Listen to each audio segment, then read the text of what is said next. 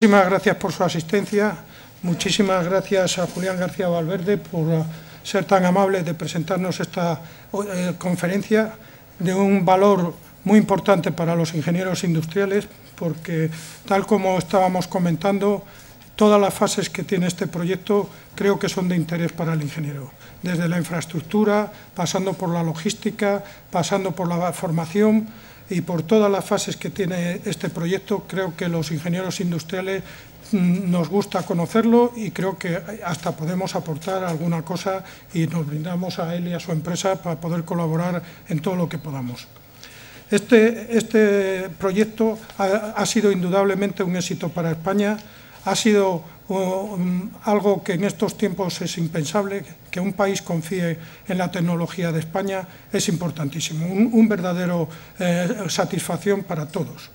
Tiene entre sus muchas cualidades un reto en la gestión, tiene tanto en la consecución del proyecto como en el futuro desarrollo del mismo, pero también tiene un reto muy importante en la logística y en la formación.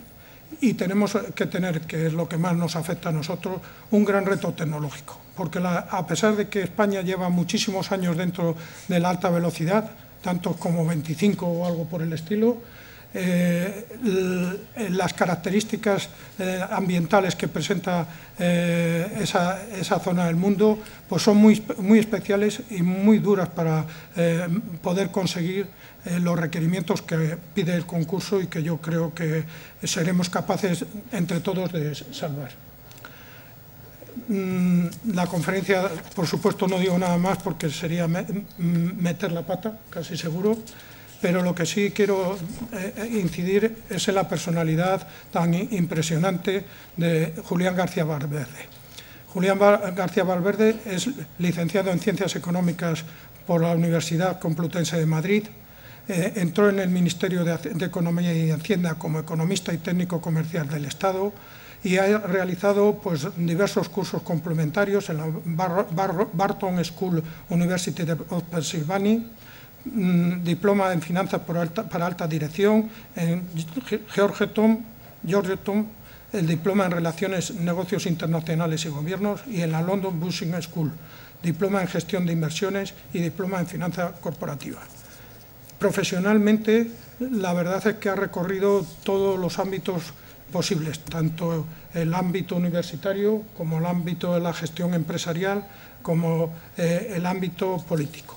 Dentro de ellas, en esta última fase y actualmente, es el presidente de Consultran, que forma el grupo Imantia, forma parte del grupo Imantia, del cual también preside, y que ha sido el que ha hecho la unión con las empresas españolas para conseguir este tren de alta velocidad de cerca de 7.000 millones de euros, que es el mayor contrato internacional conseguido por ninguna empresa española.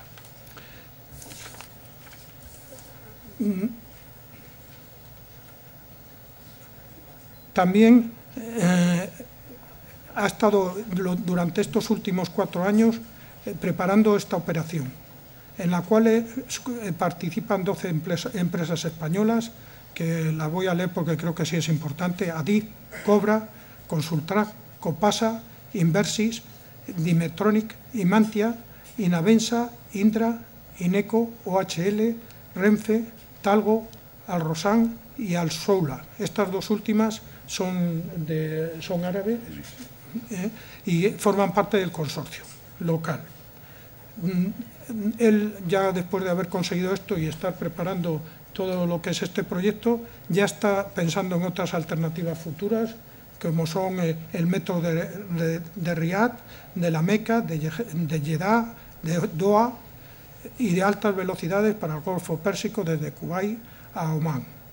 Además, es presidente de CDI Global Spain, del grupo Imantia, como he dicho anteriormente, y anteriormente ha ocupado dentro del Ministerio Económico la Dirección General de Política Comercial.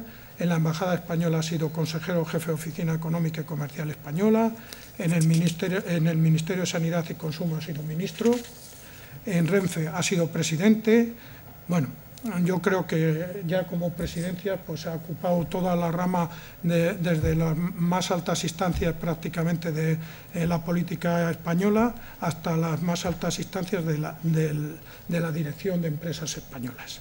Pero también desarrolla su labor con actividades académicas y es miembro del Consejo Social de la Universidad Nacional de Educación a Distancia, del Patronato y de la Fundación de la Universidad Carlos III, presidente del Consejo Social de la Universidad Complutense de Madrid y profesor asociado de Microeconomía de la Universidad Autónoma.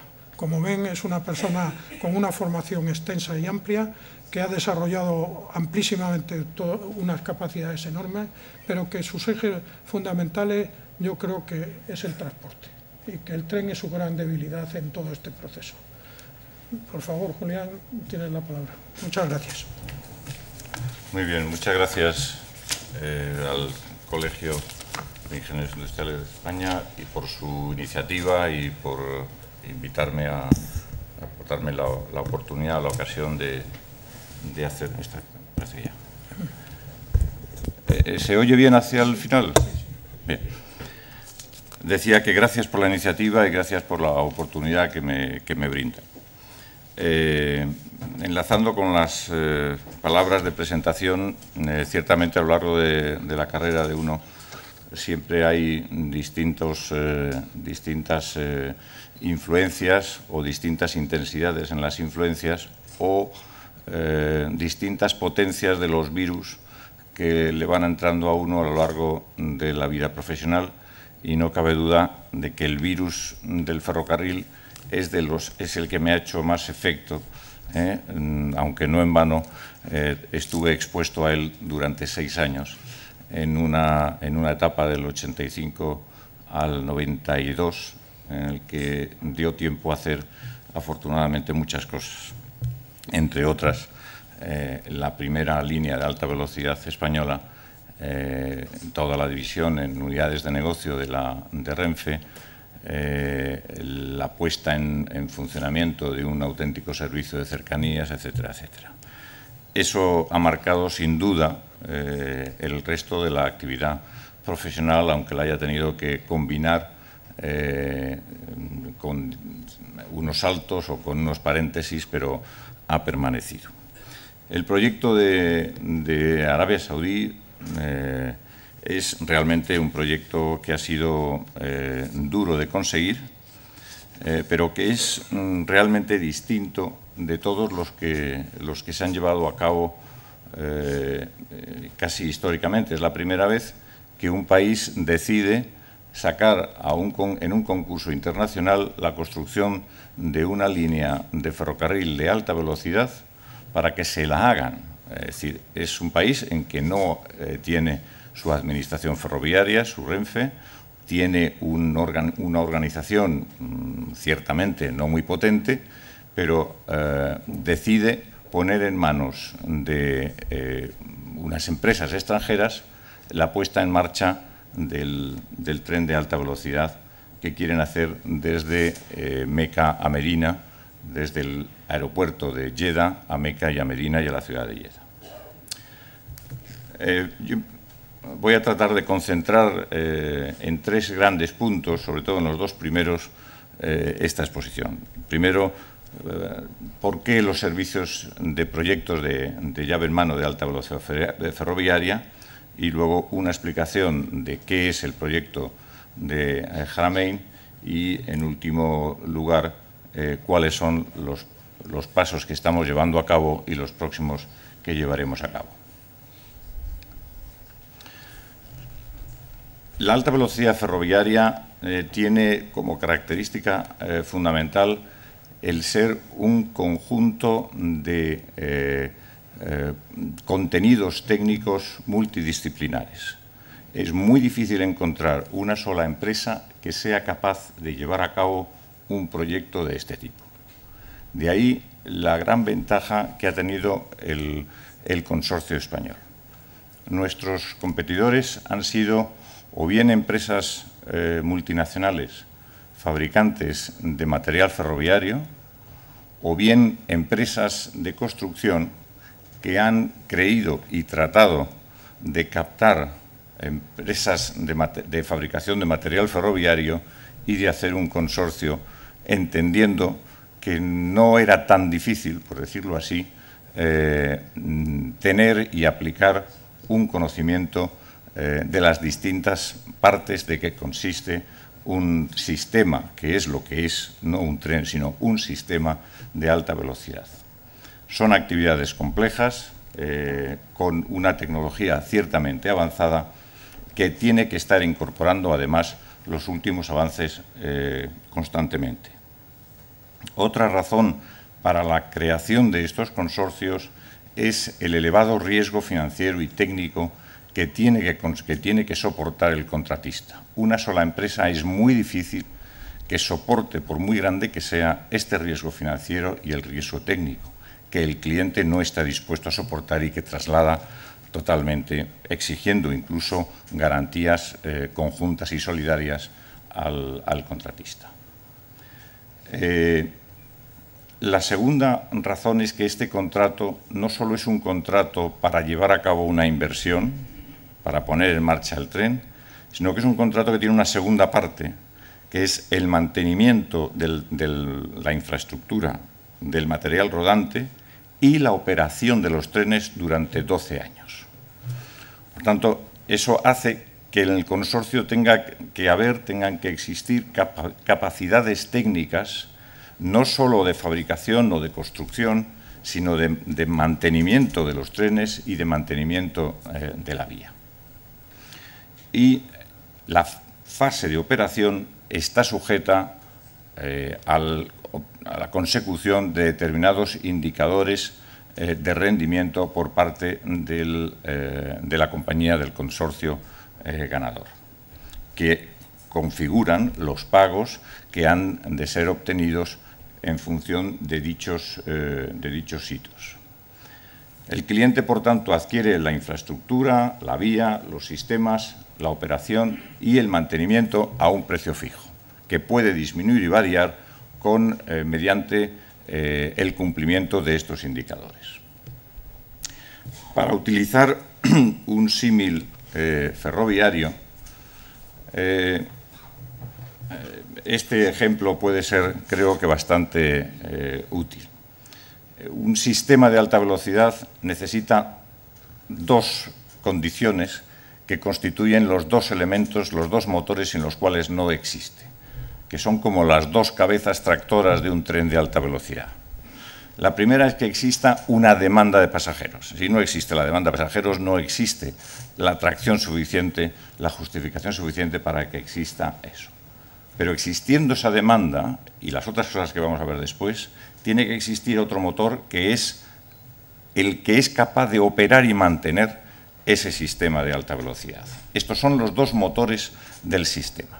Después de estos dos motores aparecen los servicios de consultoría, de ingeniería, las empresas de construcción que llevan a cabo la infraestructura y la superestructura, el carril, la electrificación, la señalización, la centralización, todos los sistemas de control de calidad, etcétera, etcétera. Pero lo fundamental es que exista esa demanda y que existan esas empresas, en este caso Renfe y Adif, que tienen la experiencia de operar y de asegurar la calidad en el funcionamiento y en el mantenimiento. El proyecto consiste en una doble vía desde la ciudad de Meca a la ciudad de Medina, pasando por el aeropuerto de Jeddah y por la ciudad de Jeddah. También con una parada en una ciudad intermedia que es la King Abdullah Economic City y probablemente en alguna otra estación que puede surgir en el futuro entre Medina, sobre todo entre Medina y King Abdullah Economic City. Está diseñado para una velocidad máxima de 320 km por hora con un ancho de vía estándar UIC de 1.435, una vía electrificada de 25.000 voltios y el tiempo de viaje entre Meca y Medina ha de ser de menos de 2 horas 30 minutos. Con una velocidad comercial de 300 km por hora, suponiendo que hace las 3 paradas intermedias de Jeddah, la King Abdullah Economic City y la King Abdullah International Airport. Estamos hablando de una demanda de 166.000 pasajeros por día, motivado fundamentalmente por el peregrinaje a las dos ciudades santas. Esto no es una estimación de demanda, es un supuesto dado por el cliente. Una de las cosas que tenemos que hacer precisamente y que está en estos momentos en marcha es la construcción de un modelo de previsión de demanda detallado que distinga los flujos de tráfico por motivo de viaje y construya una matriz origen-destino de todos estos viajes. El proceso de contratación creo que también es bastante innovador. Tiene dos fases y cada una de las fases tiene distintas subfases. La fase 1 es en la que estamos en estos momentos. El paquete 1 es la obra civil. En la obra civil nuestro consorcio no ha entrado. El diseño lo hizo una ingeniería Dar al-Handasa y el contrato fue adjudicado a un consorcio de una empresa saudí, Al-Rachi, con una empresa francesa multinacional que es la que construye los trenes, que se llama Alstom. Esa la adjudicaron el 5 de febrero de 2009. En estos momentos está en proceso de construcción y está terminándose, o al menos eso es lo que queremos que ocurra, puesto que hasta que no terminen ellos no podemos entrar nosotros en la fase 2. La fase 1, paquete 2, son las estaciones. Las estaciones tampoco entra el consorcio español, ha sido diseñado por Foster y Partners, por Bureau Happold, por Dar al-Riyad en marzo del 2009. Son 4 estaciones y la construcción se ha repartido entre las grandes constructoras saudíes. La fase 2 es la que realmente es objeto del contrato entre el Gobierno del Reino de Arabia Saudí y el consorcio español. Consiste en construir la superestructura encima de la infraestructura de vía,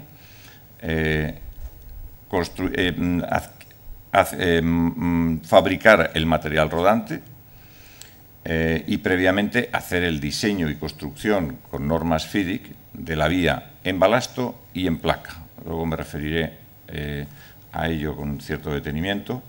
Implementar el sistema de señalización RTMS nivel 2, que es el sistema de señalización europeo para alta velocidad, con el nivel más avanzado que está en estos momentos siendo implementado en España también. El sistema de catenaria es igual que el de España, 25.000 voltios. Las telecomunicaciones, el centro de control de operaciones, también son a imagen y semejanza de lo que tenemos aquí, y los talleres y las cocheras también. Esa es la parte de CAPEX, es decir, de inversión. Suponemos que durará aproximadamente 4 años y a partir de esos 4 años entra en funcionamiento el contrato de operación y mantenimiento. Es un contrato por 12 años.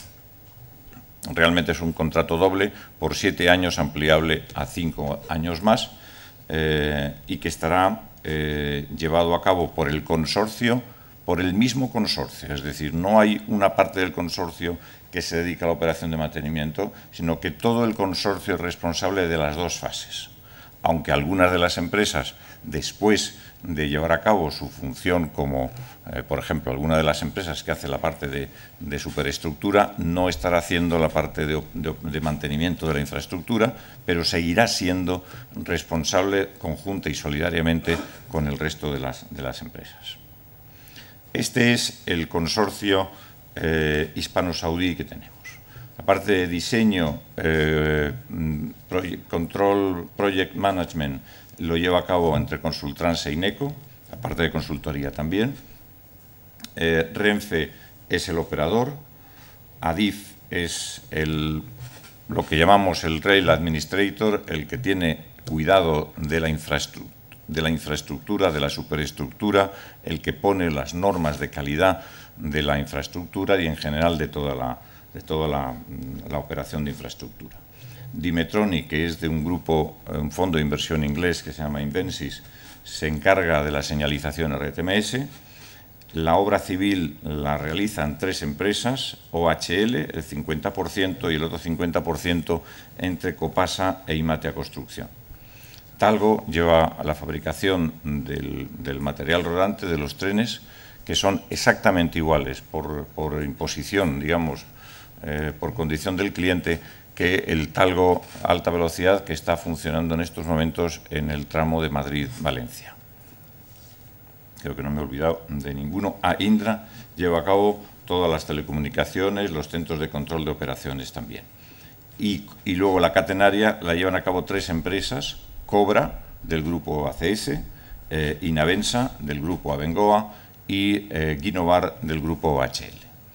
Este es el consorcio en la parte española. En la parte saudí hay una empresa de construcción, que es Al Rosan, y un grupo, digamos, que tiene digamos, un papel importante en el país, es el grupo Al Shula, cuyo presidente es uno de los príncipes importantes, digamos, sobrino del actual rey.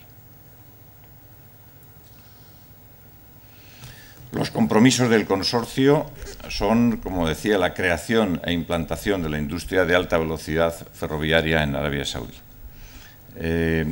La intención política es de dar a un consorcio que lleve a cabo la implantación de la alta velocidad, pero un segundo objetivo es que esta alta velocidad arraigue, eche raíces en el país y lleve a cabo todos los efectos secundarios inducidos beneficiosos que ello trae consigo. Por tanto, existe un compromiso de transferencia de la tecnología, de transferencia del conocimiento de las empresas españolas a las empresas saudíes. Con el apoyo del expertise local de las dos empresas saudíes, y teniendo en cuenta que los actores clave en el lanzamiento en Arabia del modelo de alta velocidad es el consorcio, es decir, no estamos improvisando un modelo de alta velocidad, estamos replicando el modelo de alta velocidad que tenía en España y que es un modelo de alta velocidad de éxito, y estamos haciendo una réplica de él en Arabia.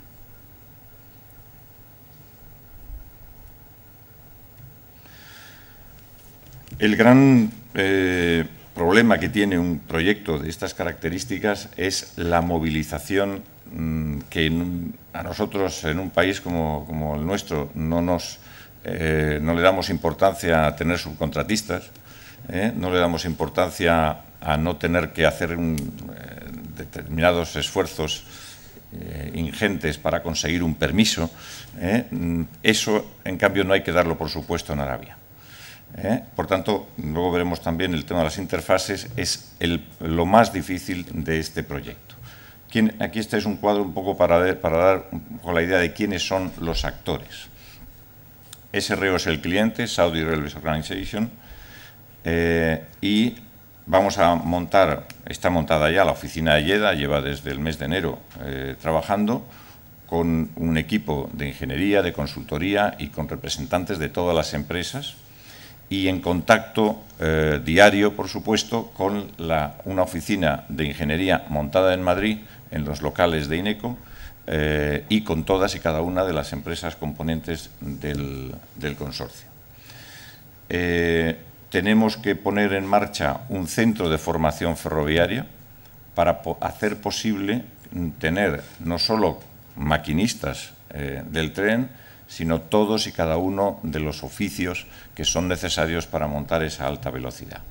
Es un compromiso con las autoridades saudíes, pero también es una autoimposición en la medida en que sin tener esa actividad de formación no sería posible pensar en una operación y un mantenimiento. Puede ser posible que hagamos la superestructura y que pongamos los trenes encima de la vía, pero desde luego si no tenemos un conjunto de capital humano local perfectamente adiestrado, va a ser muy difícil que hagamos el proyecto con éxito. Eso es lo que pretendemos con la palabra saudización, saudización del proyecto. ¿A través cómo? Pues a través también de una serie de empresas subcontratistas locales. Este es un esquema que da idea de la complejidad de la gestión del proyecto en estos primeros momentos. Está lleno de interfaces. Lleno de interfaces entre nosotros mismos, entre nosotros y las empresas saudíes, entre nuestro consorcio con la fase que tiene como cometido llevar a cabo la construcción de las estaciones, con la fase que ha tenido como cometido construir la infraestructura ferroviaria. Es decir, esta es la parte más complicada y que realmente es diferencial respecto de cómo haríamos el trabajo aquí en España. Esto no tiene mucho secreto en España y las empresas españolas están acostumbradas a hacerlo de forma fácil. Pero allí no, allí tenemos que tener una relación con los que están construyendo las estaciones, puesto que los andenes tienen que entrar en las estaciones. Tenemos que estar seguros de que estos andenes van a estar de acuerdo con las especificaciones. Tenemos que tener una interfase con los que están haciendo la infraestructura para que todo esté perfectamente. En fin, este es lo que ha hecho que hayamos dado una gran importancia a lo que llamamos plan de gestión del interface. Hay un equipo que solamente se dedica a resolver, primero, a prever los problemas que vamos a tener con los otros agentes y, segundo, a dar las soluciones para el interface. La saudización se concreta en una serie de cosas, sin duda en acatar una serie de legislaciones respecto de la contratación laboral, respecto de la sociedad, creación de sociedades, y el objetivo, básicamente, una vez acatados, digamos, o cumplidos los requisitos administrativos, el objetivo es conseguir el 75% de saudización para el año 12 de operación y mantenimiento. No es un objetivo fácil, pero esperamos, en la medida en que tenemos 4 más 12 años, que seamos capaces de llevarlo a cabo.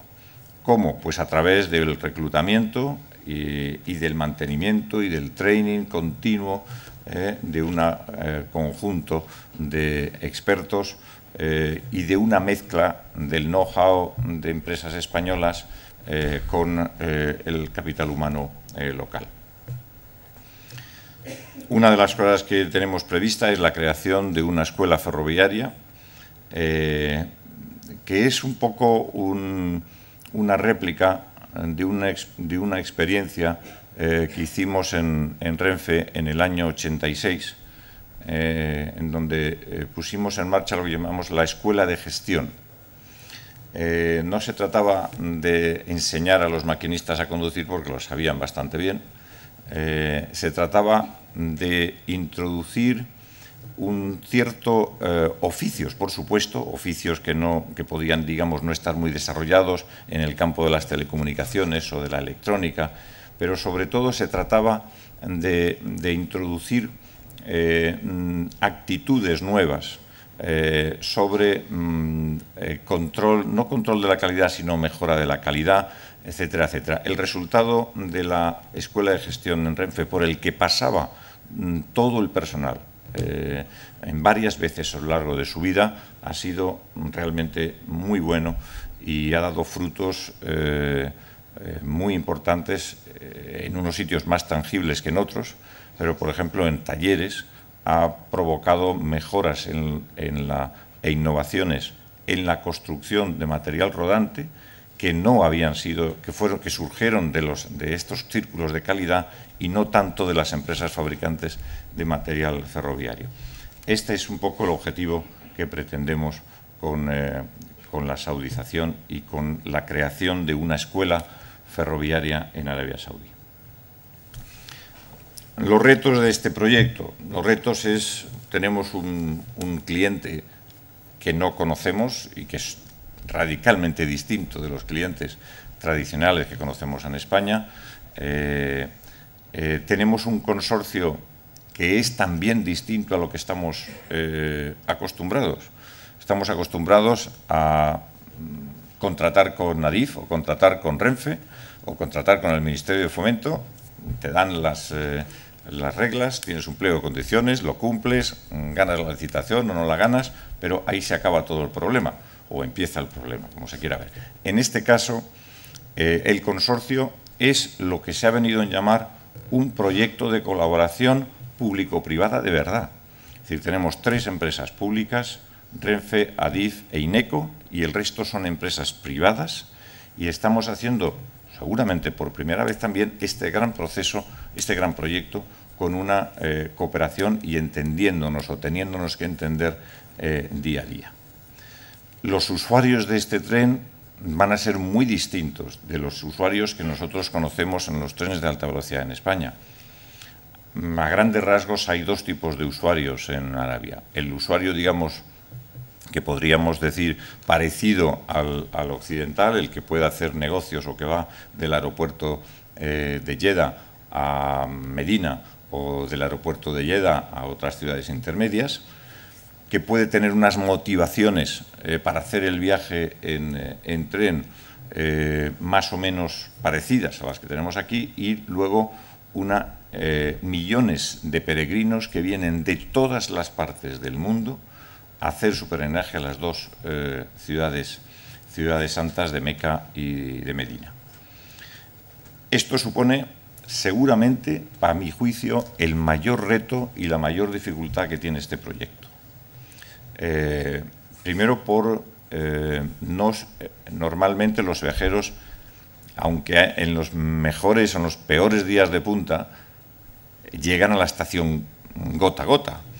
Aquí llegan en aviones de los grandes, en cantidades incluso mayores que las que puede absorber un tren, y lo que es peor, en cantidades que van a ser difíciles de absorber su movimiento desde el aeropuerto por la estación hasta los andenes. El aspecto de logística de los movimientos de los pasajeros va a ser uno de los grandes retos, pero sobre todo la aglomeración en los momentos de punta. Es evidente que estos son usuarios culturalmente desconocidos para el operador, y la primera obligación es tener un conocimiento de este entorno multicultural de los trabajadores que van a estar allí, pero también de los usuarios. Nosotros estamos acostumbrados a viajar con maletas, más o menos grandes, depende de cómo es el tipo de viaje. Los peregrinos no viajan con maletas solo, viajan con bultos, y los bultos tienen que ser almacenados en el tren, pero no necesariamente ese almacenamiento es posible si todos los peregrinos, que es el caso, llevan esos bultos con pesos que pueden ser de 35 o 40 kilos y con volúmenes irregulares. Entonces, este es un problema con el que estamos tratando de ver cómo resolverlo. No podemos mandar los bultos por autobuses y las personas por tren. Sería inaceptable, y las propias autoridades saudíes no lo aceptan con razón. Entonces tenemos que estar tratando de ver, y es lo que está haciendo Talgo, de acomodar una zona en los trenes donde se apilarán, donde se colocarán los equipajes en volumen mayor que el que estamos acostumbrados. Por tanto, eso es una modificación importante y sustancial del diseño del material rodante, que afecta también al peso, que afecta a la potencia del tren. Todo eso se ha tenido en cuenta, pero como podemos decir, hay que verlo, y tenemos que ver cómo funciona todo esto y cómo encaja. El otro gran reto es el clima. Aquí digo arena y temperatura. Yo creo que la temperatura no es tan grave. Es cierto que hace calor y que se pueden alcanzar los 50 y tantos o los 60 grados. De todas maneras, eso no es un problema sería un problema que el gradiente fuese muy grande, y para gradientes grandes de temperatura estamos nosotros. Puede haber 30 grados fácilmente en España de diferencia entre la mínima y la máxima, y eso es lo que realmente es un problema. Allí no, allí entre la noche y el día no hay mucha diferencia de temperatura, por tanto las dilataciones del carril y otra serie de problemas no son tan graves como puede parecer.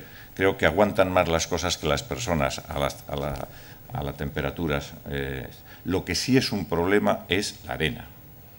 Y más que la arena, lo que es un problema es el polvo. La arena es manejable, el polvo es bastante inmanejable.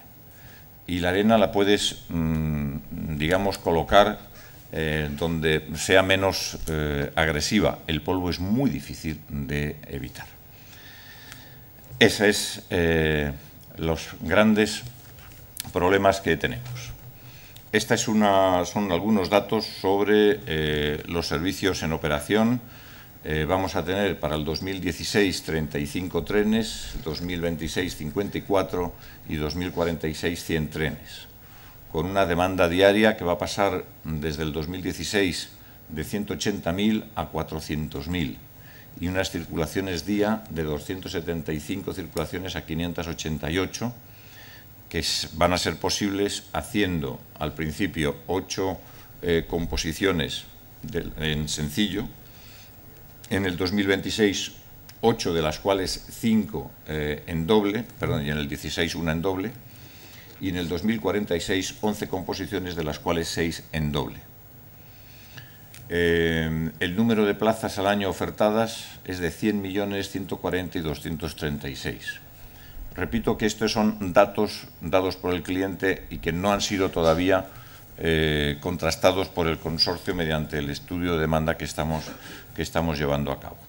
Y en la parte siguiente tienen ustedes el perfil de velocidades que se conseguiría con el máximo de 300, 320, las paradas y las aceleraciones en los distintos puntos.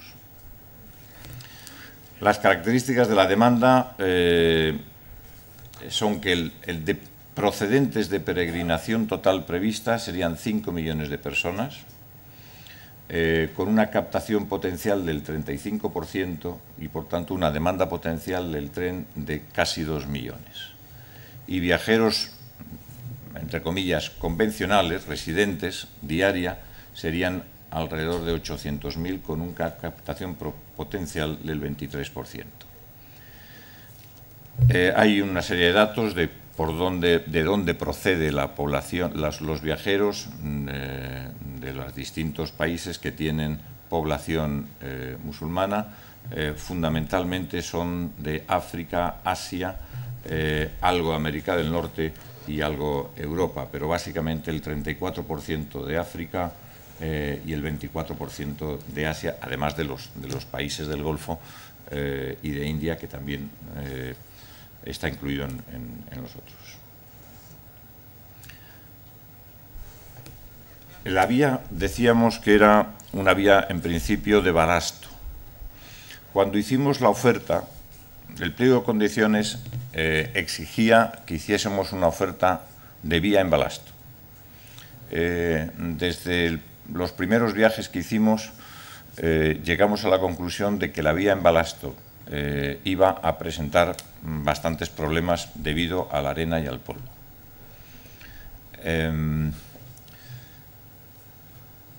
Para diferenciarnos de las otras ofertas, nos atrevimos a hacer una oferta que mezclaba unos tramos de vía en balasto, la mayor parte, y otros tramos en vía en placa. Efectivamente, el cliente vio esto y le gustó hasta tal punto que pidió a los otros ofertantes que volviesen a presentar una oferta añadiendo también los precios de vía de balasto y de vía en placa. El territorio, la parte, digamos, que estamos hablando de Meca Medina, no es de las partes de Arabia Saudí más, digamos, desérticas y con más arena. Hay otras peores en este sentido. La parte la que da al Golfo, la única vía férrea que existe ahora de Dammam a Riad, esa sí que es realmente arena pura. Y la vía que existe, en algunos casos no se ve si uno mira hacia abajo, porque el balasto ha sido completamente colmatado por la arena. Pero en este caso no tenemos tan mala suerte.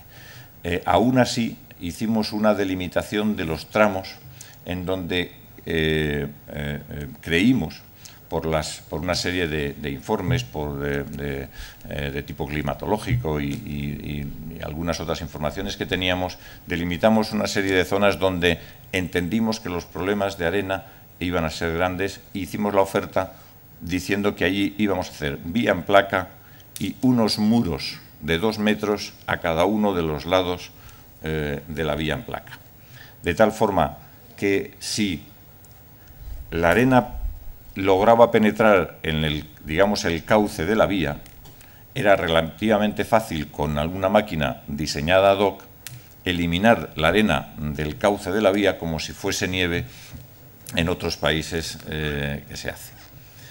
Esta es la solución que hemos dado y que entendemos es la más eficiente, aunque seguimos pensando que si el cliente optase finalmente por todo el trayecto de vía en placa, tendría, digamos, mayores garantías de ausencia de problemas. Bueno, bien, lo que les explicaba, hemos introducido la vía en placa como una de las características de nuestra oferta. La vía en placa es básicamente una gran losa de hormigón encima de la cual se ponen unas traviesas diferentes de las traviesas monobloque, normalmente traviesas bibloque, y permite, digamos, evitar el gran problema de la contaminación del balasto por parte de la arena, que en caso de que se produzca tendría como consecuencia la necesidad de levantar todo el balasto, sanearlo, volverlo a poner y sería un auténtico desastre. Bien, hay distintas variantes de vina de plata. Hablando, digamos, y un poco elemento familiar para todos ustedes, el tamaño de los suministros y la logística es enorme. Es decir, por ejemplo, de canaletas es 1 millón de metros, de balasto son casi 4 millones de toneladas, de traviesas es 1,5 millones de unidades, de carril son 108.000 toneladas, desvíos son 175 unidades de desvíos. Es decir, es un Madrid-Sevilla entero. No es un tramo, nunca se ha hecho un proyecto de esta naturaleza de esta forma. Bases de montaje, es decir, tenemos que hacer los talleres, se van a hacer 3 talleres, un gran taller y 2 talleres adicionales. Es decir, es hacer prácticamente todo un sistema ferroviario. Una de las ventajas de este proyecto es que es el inicio de una red ferroviaria en Arabia Saudí. No es una línea aislada. Está dentro de un plan para construir una gran red ferroviaria. Esta es una fotografía que indica, yo diría que no de forma demasiado grave, pero bueno, frecuente, los efectos de la arena en el ferrocarril. Si esto ocurre, no tiene ningún efecto pasar una máquina niveladora, puesto que el balasto ya está totalmente contaminado.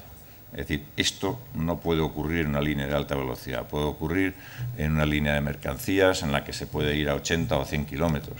Desde luego, en una línea de alta velocidad, esto exigiría parar la circulación de los trenes.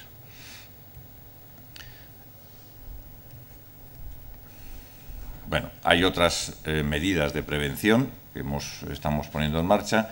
Es la creación de unas barreras vegetales que hacen también parar unos tratamientos superficiales con gravas para estabilizar la arena. otros tratamientos superficiales químicos para provocar vegetación en taludes, o simplemente lo que he comentado antes, de muros suficiente altura como para parar el avance de la isla. En relación con esto, este proyecto es una oportunidad también para llevar a cabo proyectos de investigación y desarrollo en relación con la explotación ferroviaria de alta velocidad en entornos como el de Arabia Saudí de arena. Realmente no hay una experiencia, ni siquiera la Unión Internacional de Ferrocarriles tiene experiencias de explotación ferroviaria en arena. Nadie sabe nada, hay que decirlo. No, en el sentido nadie sabe nada, no. Es decir, no hay experiencias que nos permitan, digamos, tener un conocimiento contrastado. Esta va a ser la primera experiencia que nos va a permitir tener ese conocimiento contrastado, pero que nos va a permitir también poner en marcha proyectos de innovación y de desarrollo. Lo tenemos montado, ha empezado a funcionar. Pertenecen prácticamente todas las empresas del consorcio y contamos con la colaboración de institutos de magnetismo, porque de lo que se trata no es, por ejemplo, de que no haya arena, de lo que se trata es de detectar la presencia de arena en el carril, y eso hay que detectarlo a través de métodos bastante sofisticados, mediante técnicas que me superan y que no sería capaz de explicar, pero que sí son posibles y sí han sido, digamos, formuladas por el Instituto de Magnetismo de la Universidad Complutense y algunos otros. El CEDETI también está implicado.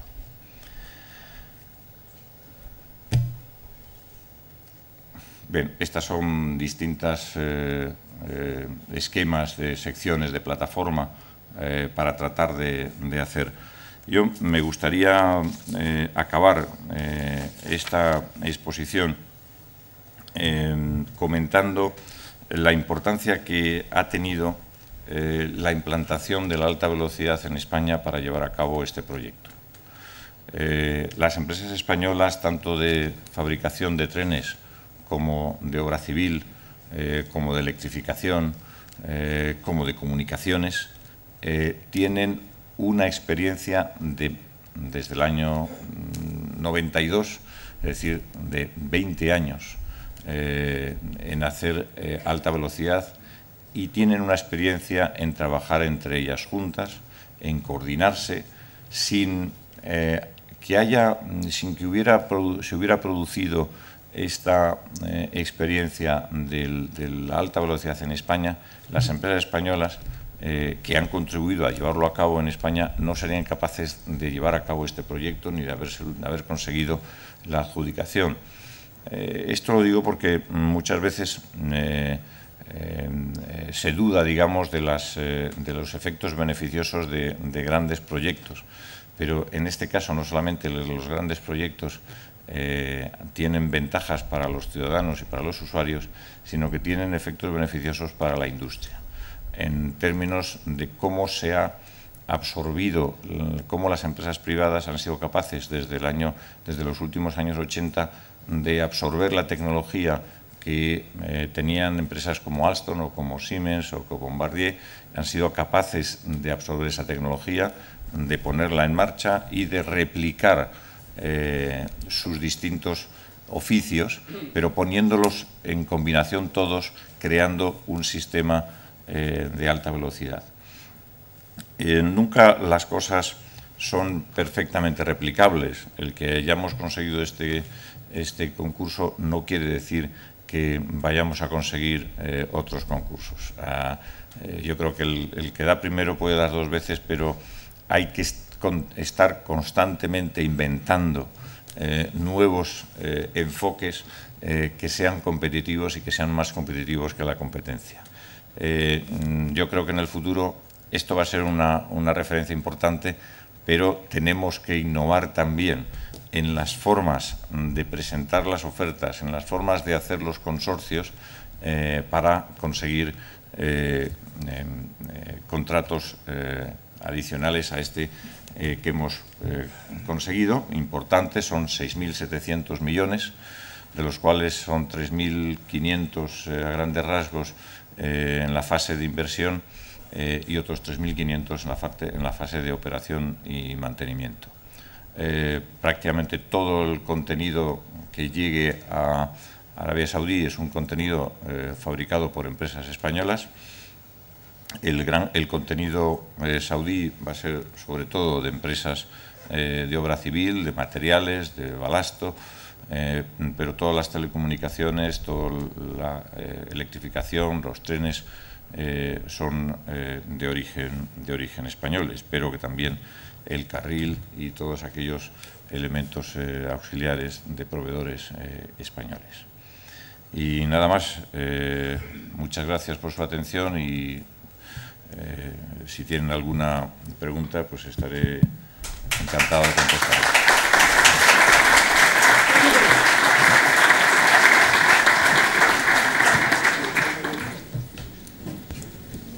Bueno, como me imagino que haya muchas preguntas porque es un tema de muchísimo interés, no voy a gastar yo tiempo.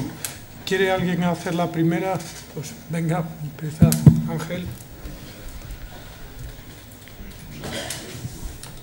Quería preguntar si hay aspectos especialmente importantes, según su experiencia, en cuanto a la idiosincrasia del cliente, comportamiento, costumbres, que haya que tener en cuenta para mejorar las posibilidades de éxito y no meter la pata.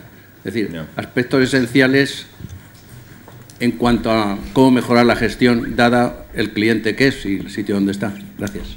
Me imagino que se refiere a futuros contratos de otras empresas. Por supuesto, para aprender. El cliente es un cliente, digamos, exigente, es un cliente que tiene dinero y que, por tanto, lo que quiere es que le den llave en mano lo que él pide.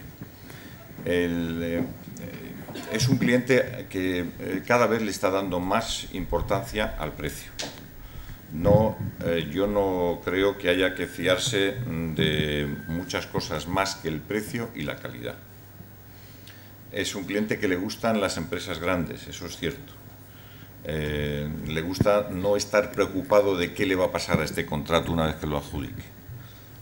Y por tanto, de ahí la importancia de que los consorcios sean consorcios sólidos, compuestos de empresas con muchas referencias y con capacidad de poner avales y de asumir esa responsabilidad conjunta y solidaria.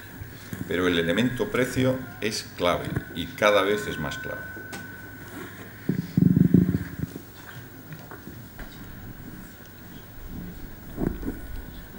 Gracias. Bueno, veo que este proyecto evidentemente es un BOT, o sea, es Build, Operate and Transfer, 12 años de transferencia. Dada la heterogeneidad de los componentes del consorcio y dado que el consorcio tiene una responsabilidad conjunta y solidaria, se establecen algunas garantías internas entre los que componen el consorcio, porque claro, las responsabilidades que se pueden tener en operación a una empresa de construcción pues se le queda un poco lejos y viceversa.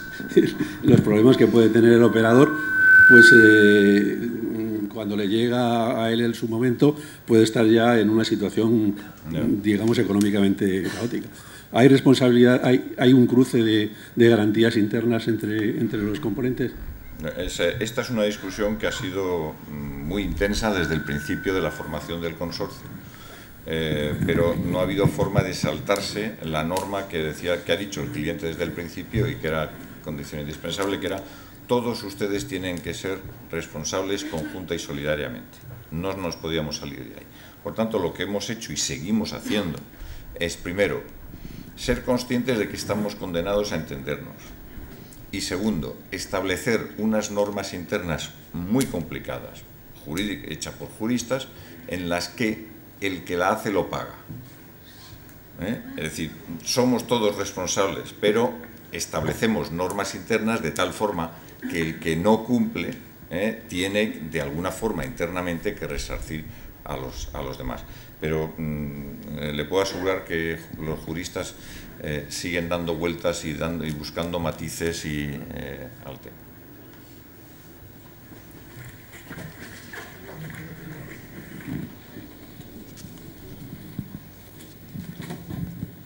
Sí, buenas tardes. Hablabas antes de transferencia de tecnología. ¿Podrías explicar a quién se transferirá esta tecnología, dado que solo hay constructoras en el lado saudí del consorcio? Esa es la primera pregunta. Y la segunda, si el consorcio asume riesgo de demanda o de carga de pasajeros. Empiezo por lo último. No hay riesgo de demanda. Es una de las grandes ventajas de este contrato. No hay riesgo de demanda, no hay riesgo de construcción.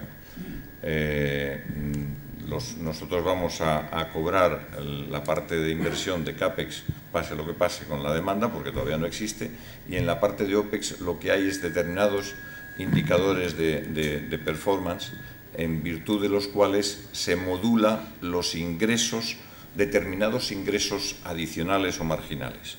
Pero realmente no hay riesgo de demanda. Hay incentivos, yo diría que se podrían llamar más incentivos al mejor tratamiento de la venta de billetes, etcétera, etcétera, que a otra cosa.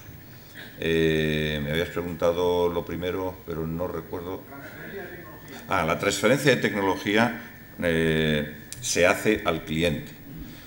Mejor dicho, hay dos formas de hacer la transferencia. Una es al cliente y otra es a lo que podríamos llamar el tejido industrial del país.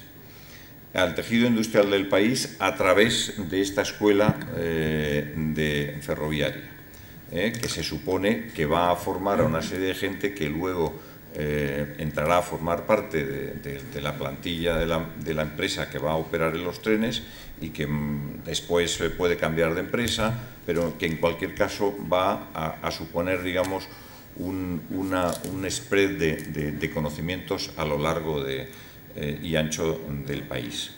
Y jurídicamente la transferencia de tecnología se hace al cliente. Por ejemplo, la transferencia de tecnología del material rodante, esa se hace directamente al cliente. Sí, gracias, buenas tardes. En relativo a esto de la escuela ferroviaria, ahora he descubierto un nuevo matiz. Yo, en principio, mi pregunta la quería formular. Entiendo que la escuela de formación sería una formación a todos los niveles, es decir, desde ingenieros hasta operarios, y transversal en muchísimas áreas del conocimiento. Esa era mi pregunta original, pero ahora parece que entiendo que tiene otra faceta de transferencia de tecnología, ¿o lo he entendido mal? No, yo creo que ha entendido bien, pero quizá no me he expresado yo correctamente. Es decir, la transferencia de tecnología se puede hacer, como decía, en un plano jurídico formal. Se compromete a transferirle al cliente toda la tecnología que está dentro de los elementos que ha vendido. Y el cliente la puede utilizar, no la puede utilizar, puede saber o no puede saber utilizarla, pero es su problema. Luego, la transferencia de verdad de la tecnología muchas veces se hace a través de la transferencia del know-how al capital humano.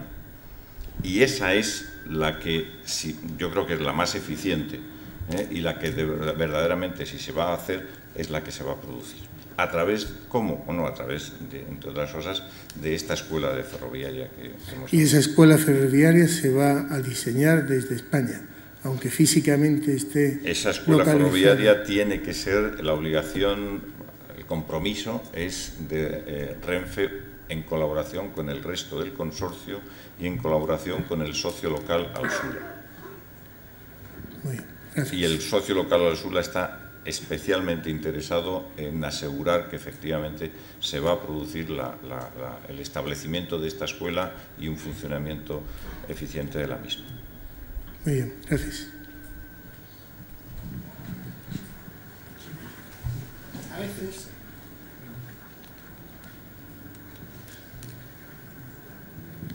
Hola, buenas tardes. Vamos a ver, ¿quiere decir eso que el know-how de las empresas españolas va a pasar en transferencia, aunque sea personal, evidentemente, a Arabia? Primera pregunta. Segunda, ¿todos los materiales, según he querido entender, van a ser transferidos de aquí a Arabia? Y tercera pregunta, el tema de la vía en placa es un tema complicado, sabemos que hay varios sistemas, el mejor sistema para mí creo que es el japonés. ¿Va a tener algo que ver con el montaje de la vía en placa en Japón, etcétera, etcétera? Empezando por la última, no. En principio, las tecnologías de vía en placa serán elegidas por parte de las empresas de obra civil españolas, con la colaboración, el asesoramiento y la autoridad de Adif y de Renfe. No hay ninguna, que yo sepa, que yo conozca, no hay ningún elemento, digamos, de tecnología japonesa que esté pero más bien se estaba pensando en algunas de las experiencias de vía en placa que se han hecho en España, para tratar de no hacer experimentos. La transferencia de tecnología vía personal no solamente es inevitable, puesto que hay que contar con los elementos locales, sino que es deseable. Es decir, que la transferencia de alta tecnología depende más del receptor que el que la da. Muchas veces una buena voluntad del que tiene la tecnología no es suficiente, es necesario, pero no es suficiente para asegurar la transferencia de tecnología. Y al contrario, es decir, una mala voluntad o una incapacidad cultural de transferir la tecnología por parte del que la posee también hace imposible la misma. Por ejemplo, los orientales, los chinos, es imposible, no pueden transferir la tecnología, al menos en las experiencias que yo conozco. Y probablemente no es un fenómeno que hacen a propósito, es que no les sale de dentro. Bueno, aquí lo que pensamos es que el propio éxito del proyecto necesita que transfiramos know-how humano, oficio ferroviario. Nosotros no podemos mandar ejército de españoles que hagan la operación y el mantenimiento. Nuestro éxito depende de que seamos capaces de enseñar y de que ese conocimiento se estabilice allí. Será saudíes o no, es decir, puede ser a pakistaníes o puede ser a indios o puede ser a muchas otras nacionalidades que componen la fuerza laboral del país, mayoritariamente hablando. Habrá seguramente digamos, dos grandes grupos. Uno que es el grupo de administrativo gerencial, que será sobre todo de saudíes, jordanos, libaneses, algún egipcio, y luego el más manual, que será básicamente procedente de India, Pakistán y países asiáticos.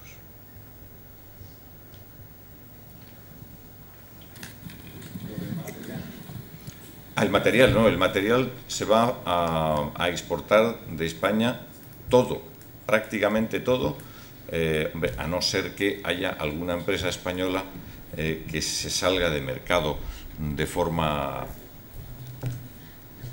excesiva y atente contra la cuenta de resultados de las empresas del consorcio. Pero es que es muy difícil, o sea, el mayor peligro que podría haber, por ejemplo, es el del carril chino.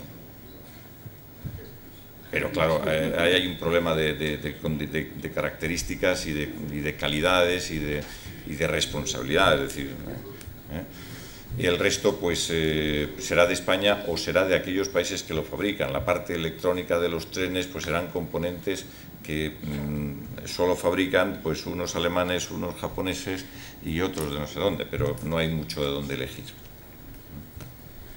Sí, por favor. Agradecería alguna reflexión sobre el afianzamiento de la financiación del proyecto, en base a la siguiente anécdota, que no es anécdota, sino que tiene quizás el rango de anécdota por el tiempo transcurrido, que ocurrió en unas exportaciones importantes que se hicieron desde España a Cuba allá por el año 77 o algo parecido.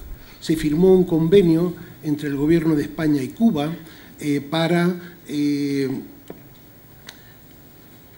dando el Gobierno español un crédito importante al Gobierno cubano para que ellos nos compraran aquí bienes de equipo, etcétera, etcétera.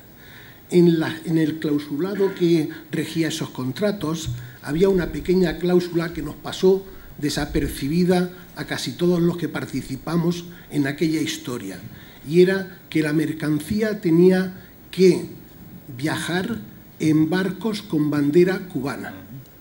Cuando en el mercado mundial cayó el precio del azúcar, Los cubanos no tenían el dinero suficiente para pagar y, en consecuencia, no mandaban barcos de bandera cubana, y era una verdadera locura ver el puerto de Valencia, allí todas las empresas españolas empujando, intentando colocar su mercancía para recibir el pago. Es decir, el comercio internacional tiene una cantidad de vericuetos que quizás las empresas pequeñas españolas no están acostumbradas a sortearlas. Por eso el gran mérito de este proyecto, bajo mi punto de vista. Entonces, me gustaría oír algunas reflexiones de afianzamiento financiero del proyecto. Las condiciones financieras del proyecto son muy sencillas. Es un proyecto en el que el cliente paga por certificación a medida que se va entregando obra o material rodante. Hay unos avales que el consorcio, cada una de las empresas, ha tenido que poner para presentar la oferta y después para poder firmar los contratos. Y luego hay un anticipo que da el cliente, que también tiene que ser avalado por las condiciones o las circunstancias, digamos, del momento actual.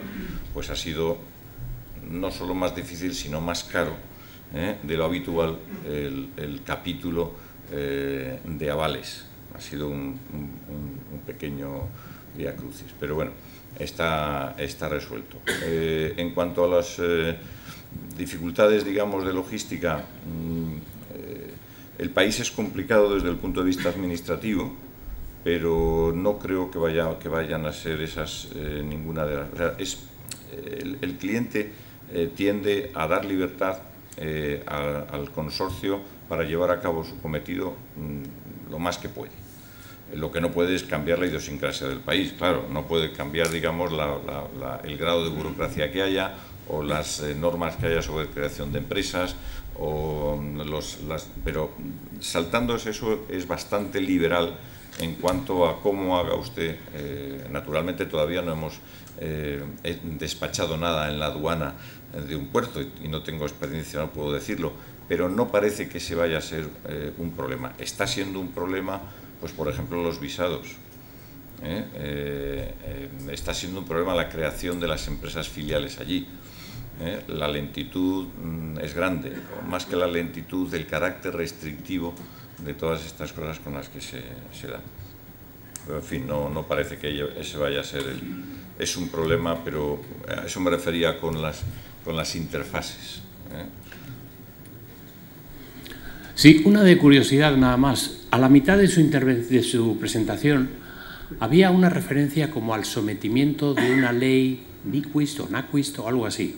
Sí. A la que usted no ha hecho mención, pero por curiosidad quería saber qué... Son las leyes que tienen que ver con la creación, con la contratación laboral, la contratación de personal laboral por parte de las empresas que se tienen que crear allí.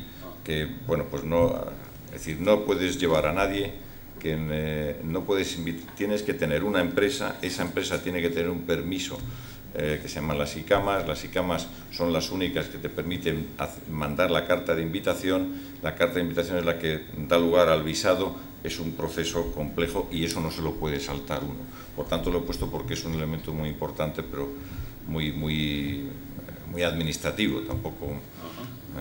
Gracias.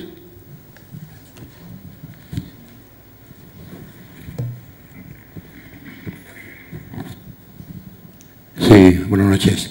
El consorcio y, en consecuencia, el cliente asume el riesgo de que el material rodante español no tiene experiencia ante las tormentas de arena que son tan frecuentes, influyendo en la electrónica y el engranaje y la mecánica de la locomotora, por ejemplo. Es un riesgo que es evidente porque en España, Talgo, en concreto, tanto la última locomotora del Pato como las restantes, no hay experiencia en las tormentas de arenas, que pueden estar en cada viaje una o dos, según tengo entendido, que surge. Gracias. El consorcio asume todo el riesgo derivado de esos fenómenos.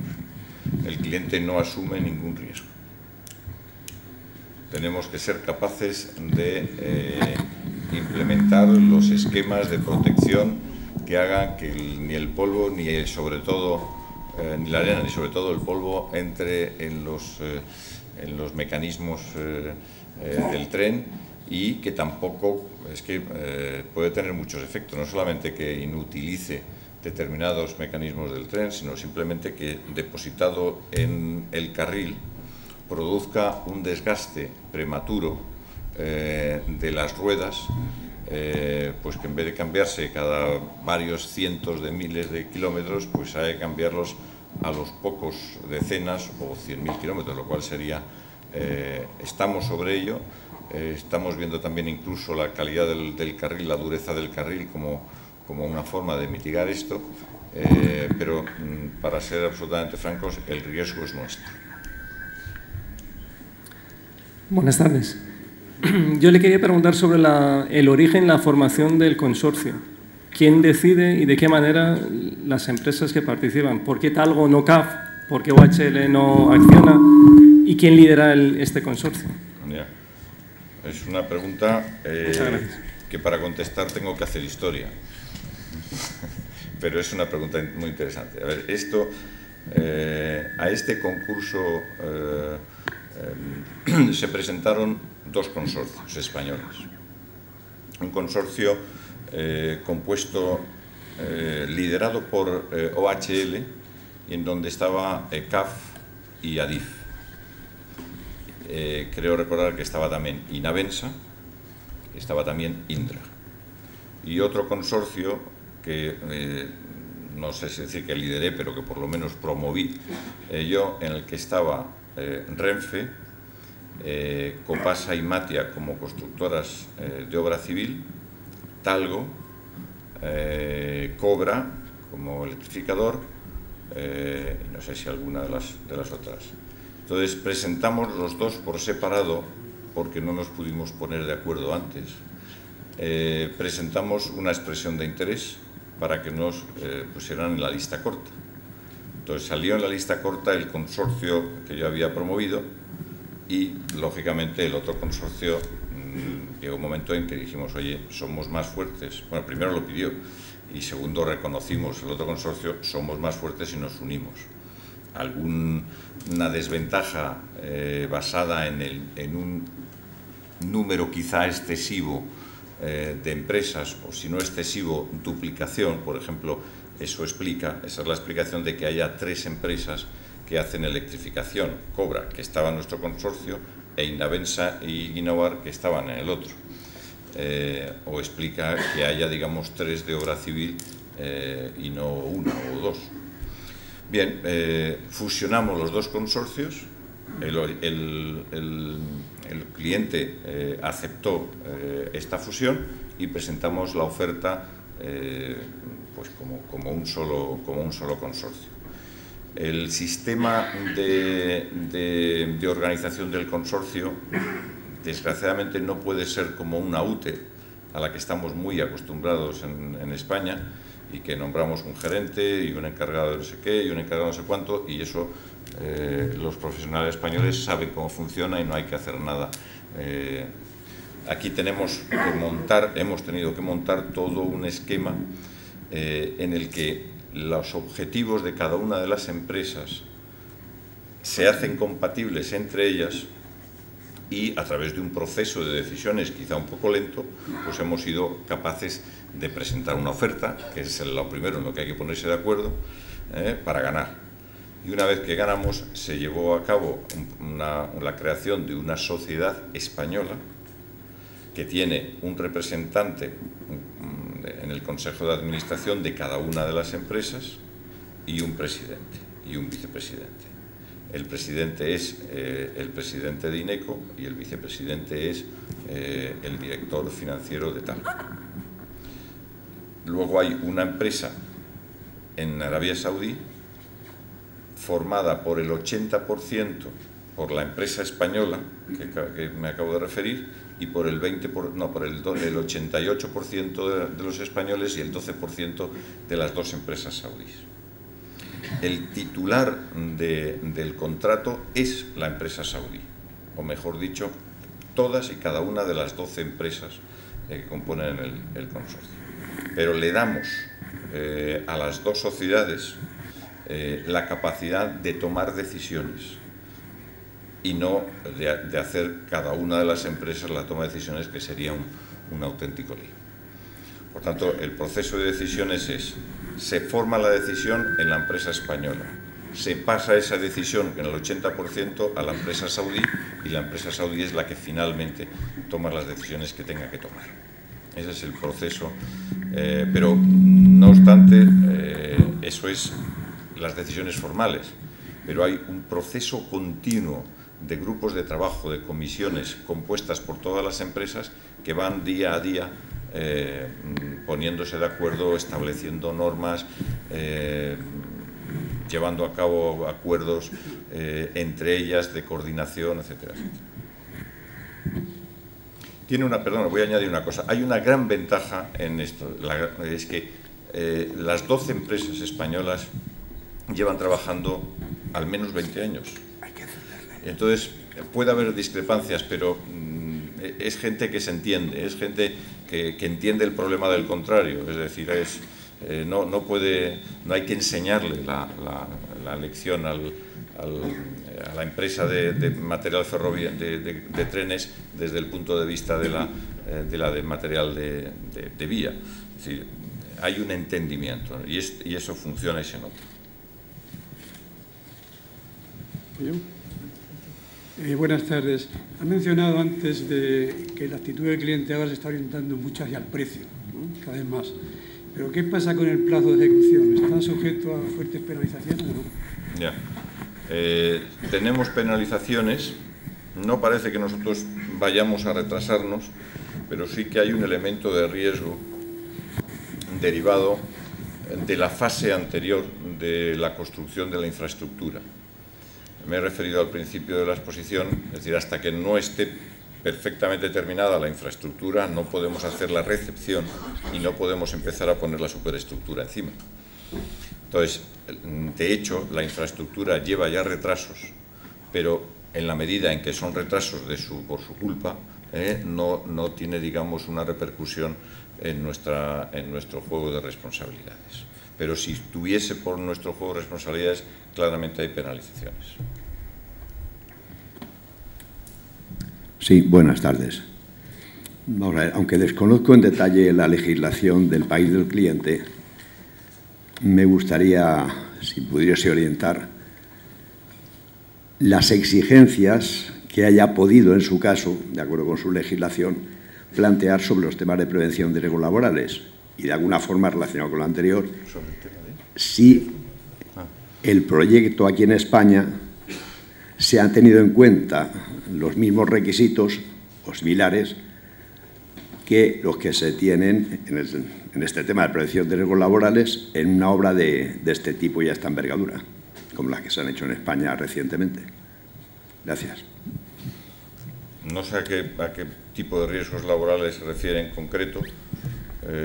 Pues sí, el proyecto, por ejemplo, en España, un proyecto pues requiere unos estudios de seguridad, tanto en el diseño como en la ejecución. No. Y después va a haber una escuela de formación, sí. Y va a haber muy distintas subcontratas, posiblemente, de distintos países. Distintas razas, distintas culturas, distintas costumbres, ¿me explico? Está clara la pregunta ahora. No, Gracias. Hay una parte del scope de trabajo que es precisamente, además de Consultrans, que es todo lo que tiene que ver con seguridad y salud en el trabajo. Entonces hay primero una planificación de las cosas que hay que hacer para asegurarse los resultados en Health and Safety, y después una coordinación entre la empresa de consultoría que hace esta planificación y las distintas empresas que hacen la ejecución. Está previsto y lleva trabajando pues desde el mes de febrero, llevan trabajando haciendo los manuales que van a ser transferidos a las empresas. Bueno, a mí me quedo con muchas ganas de hacer un par de preguntillas, pero no sé si serán del interés de la gente. Me gustaría saber en qué estado está ahora mismo la recepción de las obras de infraestructura, si habéis ya empezado las pruebas de vía. La segunda, me gustaría también el problema de la catenaria está solucionado, el tema del polvo en la catenaria. Y la tercera y última también, en las estaciones el flujo de viajeros tan punta que se espera, ¿cómo va a poder solucionarse con una frecuencia tan asombrosa de trenes, ¿no? Pues creo que va a tener una circulación cada 3 minutos de un tren AVE. Sí, los planes de evacuación desde luego van a ser uno de los puntos cruciales del proyecto. Estamos insistiendo al cliente en la necesidad de tener reuniones, aunque ya los proyectos están hechos, reuniones con los arquitectos, que este es el Colegio de Ingenieros, nos podemos decir algo, tienen una tendencia a la estética más acusada que a la funcionalidad, por otra parte inevitable, y es una de las preocupaciones desde el principio, pero ocurre en España, ha ocurrido en España también, o sea que no podemos decir que sean de los saudíes o de los ingleses, es un problema casi de ADN y por tanto muy difícil de solucionar, pero va a ser un problema grave. Y antes ese era lo último me habías preguntado, las pruebas de catenaria. En catenaria no sabemos, tenemos algún temor de que haya algún efecto en los aisladores de la catenaria. Podría ocurrir, pero no están, digamos, finalizados las pruebas para saberlo. Bueno, muchísimas gracias. La verdad es que ha sido muy amplia la conferencia, casi ya sabemos perfectamente cómo se puede hacer un consorcio, cómo podemos salir internacionalmente, y la verdad es que uno de los objetivos es, tomemos ejemplo, si tenemos que relacionarnos mejor internacionalmente, es un ejemplo muy positivo, y ánimo que mejore el optimismo para crear más empresas, más exportadoras y mejores, y que creamos en la industrialización de España, que para eso estamos en un colegio de ingenieros industriales. Muchas gracias, y tenemos un vino en la cafetería que podemos seguir charlando de este tema. Muchas gracias.